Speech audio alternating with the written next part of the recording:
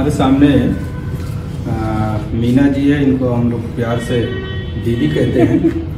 तो मैं चाहूँगा कि आप एक संघर्ष महिला हैं और महिलाओं के इश्यूज़ पर आपने बहुत वर्क किया है, समाज में भी आपने वर्क किया है, जेल की महिलाओं के साथ भी आपने किया है। तो मैं चाहूँगा कि थोड़ा सा आप अपने कामों के बारे में थोड़ा संक्षेप में बताएं तो फिर डिस्कशन आगे बढ़े। जी एक्चुअली मैं 1998 से मैं काम कर रही हूँ एज ए सोशल वर्क और महिलाओं के साथ लगातार काम किया है। जब से मैं एनजीओ में आई हूँ तब से मैं महिलाओं के साथ ही काम कर रही हूँ और उसके बाद मैंने 3 साल में मैंने महिलाओं के साथ फील्ड में काम किया। फिर एक पेपर है खबर लहरिया, जिसमें मैं महिलाओं के मुद्दे उठाती थी, एज ए रिपोर्टर थी उसमें खबर लहरिया में। फिर उसके बाद मेरा मैंने 3 साल वो भी रिपोर्टरी भी की, लेकिन उसके बाद मेरे साथ ये हादसा हो गया, ऐसा अटैक हो गया। तो मैं क्या कहते कुछ दिन के लिए बैठ हुई, तो महिलाओं के साथ काम कर रही थी और एक मैं महिला हूँ, तो इस वजह से जब ये अटैक हुआ, अटैक के बाद कहेंगे कि अभी तक तुम महिलाओं के साथ केवल काम कर रही थी, लेकिन जब अटैक हुआ उसके बाद एक महिला और जागी और फिर मैंने 2010 से मैंने जेल में जो महिला बंदी हैं मैंने उनके साथ काम किया। मुझे लगा कि इन महिलाओं के साथ काम करना बहुत ज़रूरी है, शायद क्योंकि जो समाज का रवैया है, समाज का रवैया छोटी छोटी गलतियां होती हैं महिलाओं के ऊपर ऐसे थोप दी जाती हैं और कभी कभी तो ऐसा होता है कि बीवी अच्छी नहीं तो आप उसको छोड़ देंगे, बच्चे नहीं हो रहे तो आप उसको छोड़ देंगे। लेकिन जेल एक ऐसी जगह है जहां पर महिला चली जाएगी तो कभी कोई सोच ही नहीं सकता कि इसको वापस लाना है। जी दीदी, आपने अपना परिचय में बड़ी सारी बातें कह दी अपने परिचय में। तो इस वक्त जमात इस्लामी हिंद की एक कैंपेन चल रही है, एक अभियान चल रहा है, सशक्त परिवार सशक्त समाज। तो इस कैंपेन में मानना ये है कि समाज के अंदर अगर कुछ अच्छा होना चाहिए तो उसकी शुरुआत परिवार से होना चाहिए। तो इस सिलसिले में आपसे ये मैं जानना चाहूँगा कि एक अच्छे परिवार की भूमिका में या उसके वैल्यूज क्या क्या हो सकती है। जी देखिए, अगर अच्छा परिवार, एक सभ्य परिवार की अगर हम परिभाषा कहें तो सबसे पहले तो ये है कि शिक्षा बहुत ज़रूरी है। जिस परिवार में हमारी परवरिश हो रही है उस परिवार में जो भी हमारे गार्जियन हैं वो शिक्षित होना चाहिए। उसके साथ साथ हमारे आसपास का जो माहौल है, जिस जगह पर हम रह रहे हैं, वो सोसाइटी क्या कहती है। अगर वो सोसाइटी पढ़ी लिखी है, सभ्य है, तो शायद उसका जो उनके साथ हमारी परवरिश आधी तो हमारी फैमिली करे, लेकिन आधी परवरिश हम अपने जो हमारा माहौल है उससे सीख रहे हैं। हम पढ़े लिखे भी हैं और एक ऐसी जगह पे रह रहे हैं जहाँ पर मुझे लगता कि कम अशिक्षित, ऐसा नहीं कि कम अशिक्षित लोग बदतमीज होते हैं, मैं ये बिल्कुल नहीं करी, मगर ये होता है कि एक शिक्षित जो लोग होते हैं उनकी बोलचाल का भाषा, उनके घर का रख रखाव, उनको अपने बच्चों की जो तालीम कहेंगे वो सारी चीज़ें बहुत मायने रखती हैं। तालीम अशिक्षित परिवार भी देता है, ऐसा नहीं कि वो नहीं देता है। एक से एक जो किसान हैं या फिर जो बहुत गरीब है उनके बच्चे आज IAS PCS क्यों बन रहे हैं, ऐसा मैं नहीं करूँ कि वो तालीम नहीं चाहिए, मगर ये है कि जरूरी है कि आप जहाँ रह रहे हैं अपने आसपास के माहौल पे शिक्षा तो एक चीज़ हो सकती है, लेकिन हम लोग ये भी देते हैं कि समाज में जो शिक्षित परिवार हैं उनके घरों के बच्चे भी क्राइम कर रहे हैं, उनके बच्चे भी जो है, हम लोग पुराना एक मकूला मशहूर है कि बड़े बाप के बिगड़े औलाद।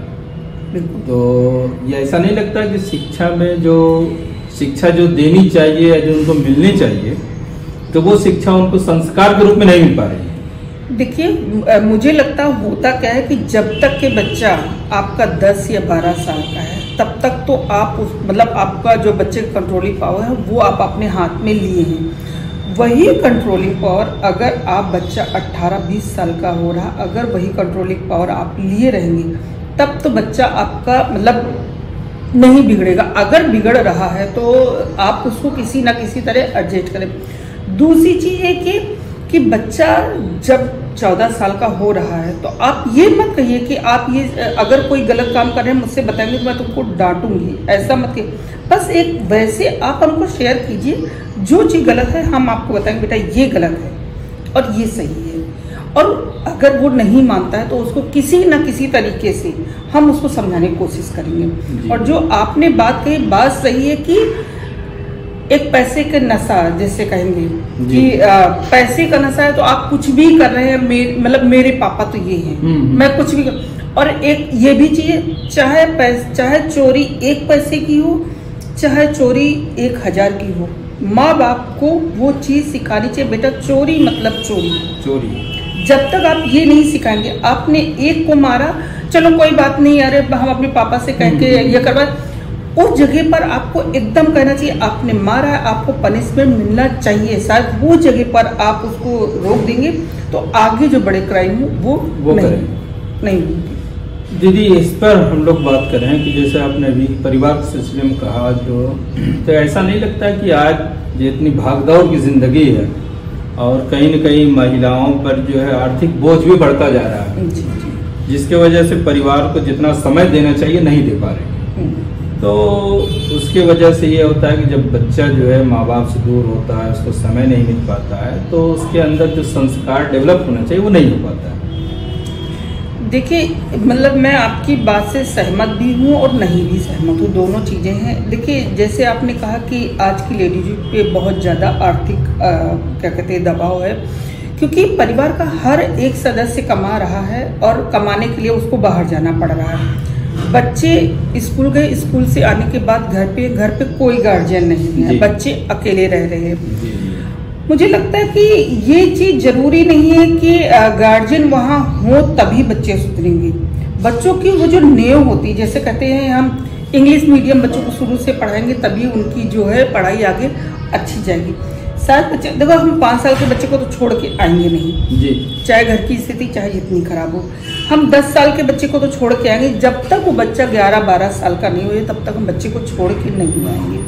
तो मुझे ये लगता कि जो मतलब शुरुआत में जो समझ है वो हम उसको नहीं दे पाते हैं। दूसरी चीज रही बात बिगड़ने, जो बच्चे हॉस्टल में रहते हैं उसमें बहुत सारे बच्चे अच्छे निकलते हैं, बहुत सारे बच्चे खराब निकल जाते हैं। तो ये भी है जरूरी कि गाइड करने वाला कोई होना चाहिए, लेकिन आपको उसको शुरुआत से ही ये सारी चीज मतलब दिमाग में उनके भरनी चाहिए, यानी उनको समय जो मिलना चाहिए। हाँ, उनको वो आपकी 10 साल की उम्र में उनको अगर आपने समय दे दिया तो बच्चे शायद बड़े होते होते वो सारी चीजें दिमाग में नहीं डालेंगे मेरे हिसाब से, क्योंकि मैं खुद उदाहरण हूँ।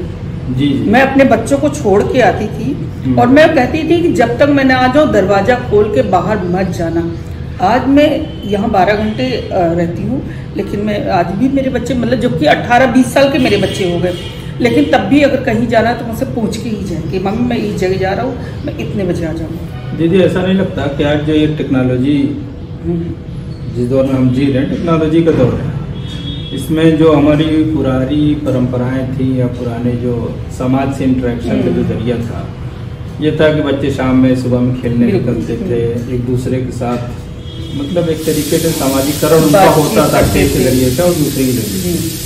लेकिन आज तो ये चीज़ पॉसिबल नहीं हो पा रही है, बच्चा जो है अपने मोबाइल में गेम में बिजी है, तो इस चैलेंज को कैसे हम टैकल कर सकते हैं? देखिए, ये चीज़ जो आपने कही मुझे मतलब बहुत अच्छी लगती। मेरा एकदम जब हम पुरानी चीज़ों के बारे में सुनते हैं ना, सोचते हैं, जैसे किसी के बारे में सोचते तो मैं बहुत ध्यान से सुनती हूँ वो चीज़ और मेरे दिल को वो चीज़ें छूती। मगर आजकल के बच्चे देखिए, एक तो बच्चों के ऊपर डबल प्रेशर है, एक तो माँ बाप का प्रेशर जी, कि आपको कॉलेज जाना है, आपको स्कूल जाना है, आपको अच्छे नंबर लेके आना, ऊपर से टीचर का प्रेशर कि आपको ये होमवर्क करना है, ये मतलब इतने बड़े बड़े आपको मतलब 4-4 प्रोजेक्ट दे दिए, बच्चा रात भर लिख रहा है, दिन भर लिख रहा है। तो पहली चीज तो उनके पास खेलने का टाइम ही नहीं है कि बच्चे अपना होमवर्क छोड़ के और जाएंगे खेलने।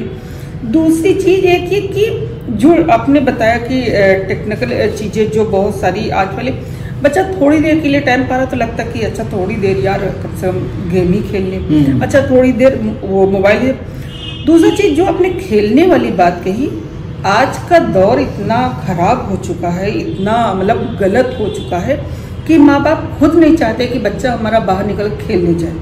अगर जाए तो हमारे साथ ही चले, मतलब जब गार्जियन हो गार्जियन के साथ जाए।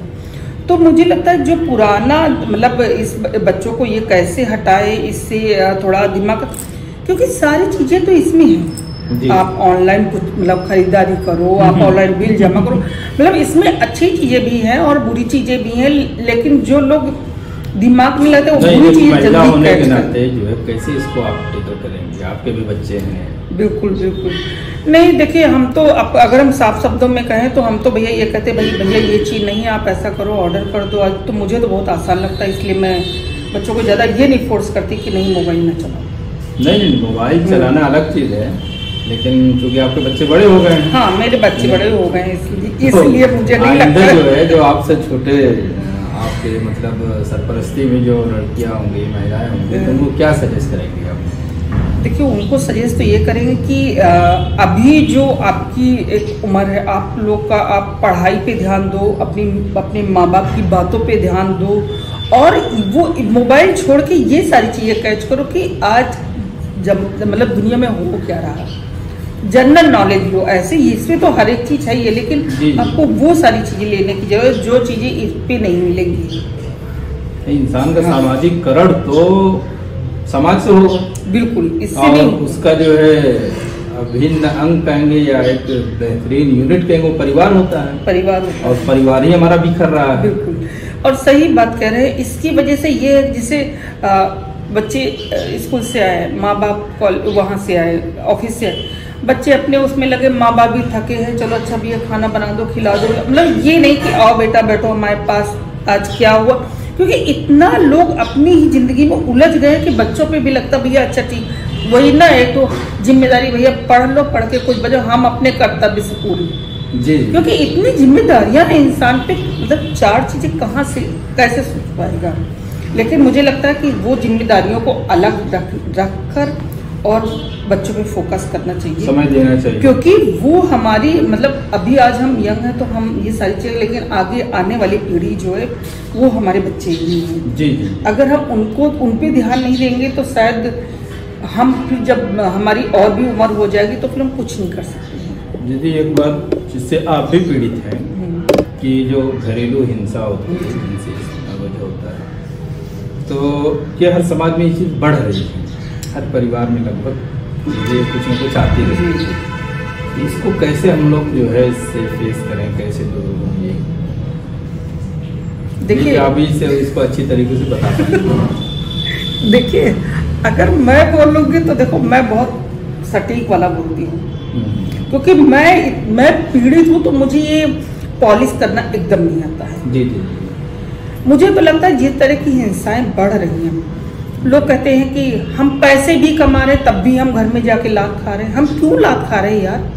हम कमा रहे हैं, हम मतलब जो आदमी कमा रहा है चलो ठीक है वो सपोर्ट कर रहा है, जो इंसान नहीं कमा रहा, नकारा घर में बैठा है, जिसको हम कमा के खिला रहे उसकी भी हम लात सहे।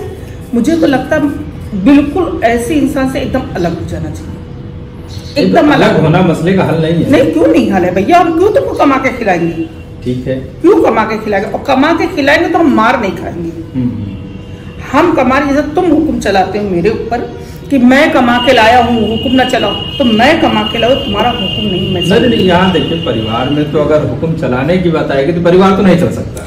देखिए मैं बताऊँ बहुत साफ सी, जब आपने मुझसे क्वेश्चन किया कि ये हिंसा कैसे रुक सकती है, अगर आप हमको बराबर का दर्जा नहीं देंगे, हिंसा ये कभी नहीं रुकेगी। ठीक, एक बात, अगर हम दोनों ऑफिस से काम करके आ रहे हैं तो दोनों का बराबरी का हक है इसमें कि दोनों किचन में साथ में लगी, दोनों बच्चे की परवरिश बराबर करें।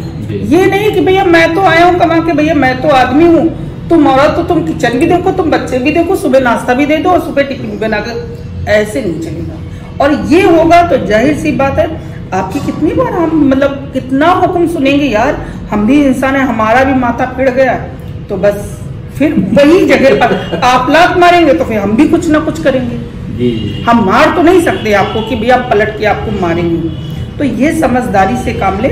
हम जो इंसान ये सोचेगा कि औरत और मियाँ बीवी बराबरी का हिस्सा दोनों का है, दोनों का दर्जा बराबर है। ठीक है, आपसे मैं ये नहीं कहती हूँ कि आप जाके पोछा लगाइए, मैं आपसे ये नहीं कहती कि आप जाके बर्तन, लेकिन आप ये तो कर सकते हैं। ठीक है, मैंने दाल चावल बनाया तो आप खड़े होकर रोटी हमारे साथ बुलवा सकते हैं।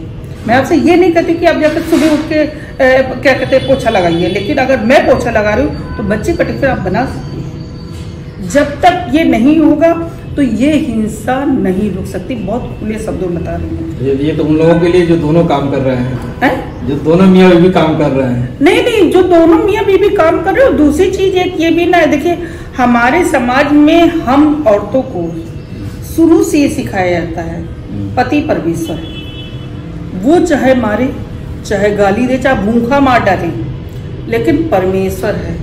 तो भैया मेरी जैसी औरतें पति परमेश्वर नहीं मानेंगी, नहीं मानेंगी, नहीं मानेंगी। और मुझे लगता जिनके पति अपनी बीवियों को मारते हैं उन औरतों को परमेश्वर नहीं समझे, एज ए इंसान होती है। इंसान तो सब बराबर होंगे और सबकी अलग अलग ड्यूटीज होगी, सबकी अलग अलग। मतलब मेरा, क्योंकि मैं तो बहुत जली हुई बैठी हूँ, मैं आदमियों के मतलब इस तरह की उसमें मेरी आवाज़ भी ऊंची हो जाती। जब मैं औरत महिला हिंसा पे बात करने लगती तो मेरी आवाज़ ऑटोमेटिक ऊंची हो जाती है, क्योंकि मैंने मेरे साथ जो हिंसा हुई है मुझे लगता किसी औरत को नहीं बर्दाश्त करें। जरा सी घर में अनबन हो, आप अपने रास्ते और मैं अपने रास्ते, कोई अकेली ऐसा नहीं कोई मर जाता है, सब अकेली जिंदगी आराम से काटते हैं।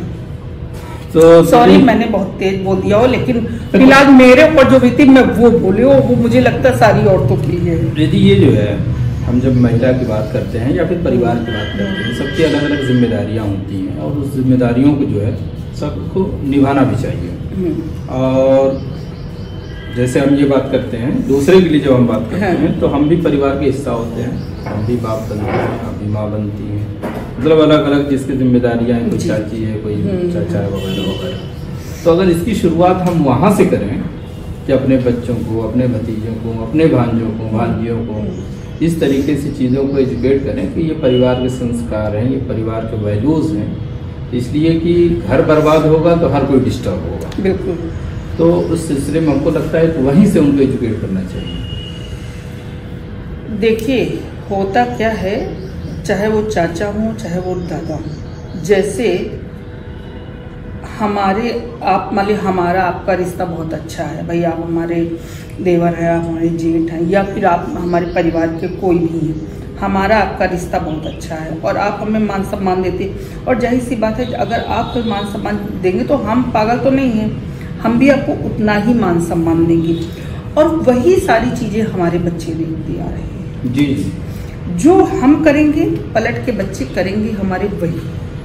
अगर आज हम एक गाली देंगे तो कल बच्चे 2 गालियां देंगे। तो हम बच्चों के सामने वैसा काम ना करें जिससे कि बच्चे सीख। और ये तो घर की ये किताबी भाषा नहीं है, नहीं सही, ये केवल जो बच्चे देखते हैं वही सीखते हैं, वही करेंगे।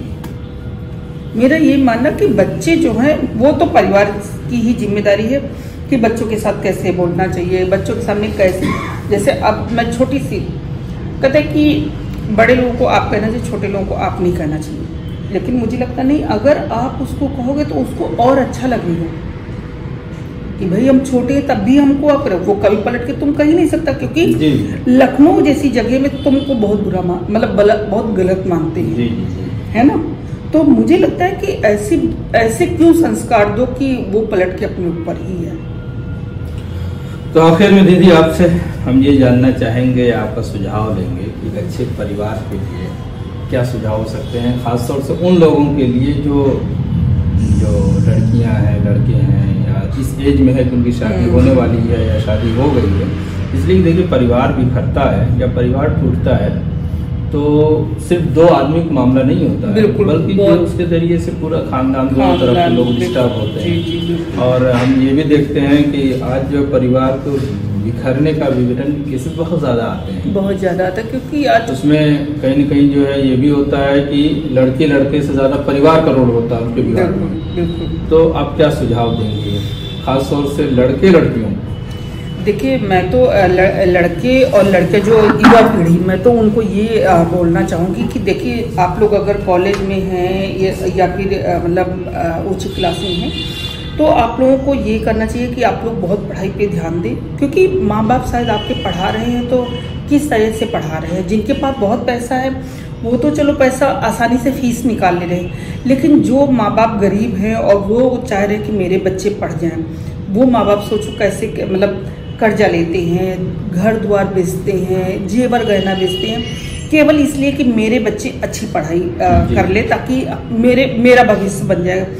और आप लोग ये सोचे कि नहीं, मैं तो बड़ा हो गया हूँ, मैं बड़ी हो गई हूँ, तो मैं अपने मन का करूँगी, तो मुझे लगता है ये बहुत गलत बात है। अगर आप लोगों को लगता है कि मुझे ऐसा कुछ करना, जाइए अपने माँ बाप से सलाह कीजिए, उनको बताइए सारी चीज़ें। अगर आपको कोई ऐसा कि नहीं, आप पे कोई प्रेशर डाल रहा हो, वो भी आप अपने माँ बाप से बताइए।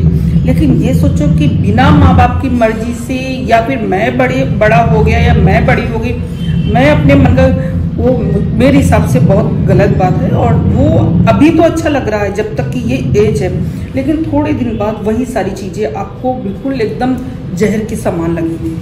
और देखिए, माँ बाप ऐसे होते हैं, माँ बाप औलाद को कभी ठुकरा नहीं सकते हैं, लेकिन कुछ चीज़ें ऐसी होती है जिसमें माँ बाप भी मजबूर हो जाता है कि मतलब आपने क्या किया है। अब बहुत साफ शब्दों में, जो बच्चे समझदार हैं वो मेरी भाषा को खुद समझ लें कि मैं क्या कहना चाह रही हूँ। तो मैं ये चाहती हूँ। और रही बात कि माँ बाप जो हैं, तो उनको मतलब ये चाहिए कि अपने बच्चों से दोस्त जैसी बात करें, फ्रेंडली रहे। जैसे एक दोस्त होता है, ऐसा नहीं है, ये नहीं कि आप दोस्त हो तो आप हर तरह बात करो, लेकिन आप एक पर्दा रखो कि मैं माँ हूँ, मैं माँ हूँ। ऐसा नहीं कि आप बच्चे हैं तो आप मुझे आके किसी तरीके से भी गाना गा दें। एक बातें करो, लेकिन एक पर्दा जरूर रखो कि मैं माँ हूँ और तुम बच्चे हो, बच्चे ही रहोगे।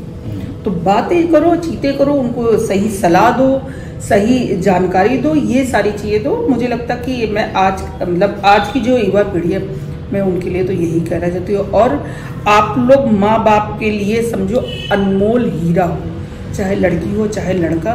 मतलब अब मैं कैसे बताऊँ, मेरे पास शब्द नहीं है कि माँ बाप के लिए बच्चे क्या होते हैं। तो प्लीज़ उनका मतलब जो आदर सम्मान बनाए रखें बच्चे आज के, बस मैं यही कहना चाहती हूँ। चलिए दीदी, बहुत बहुत शुक्रिया, आपने बहुत ही अच्छे शब्दों में और बहुत ही कीमती अपने वक्त में से कुछ उस वक्त हम लोगों को दिए। आइंदा भी आपसे हम लोग इस्तेफादा करते रहेंगे। बहुत बहुत शुक्रिया, धन्यवाद।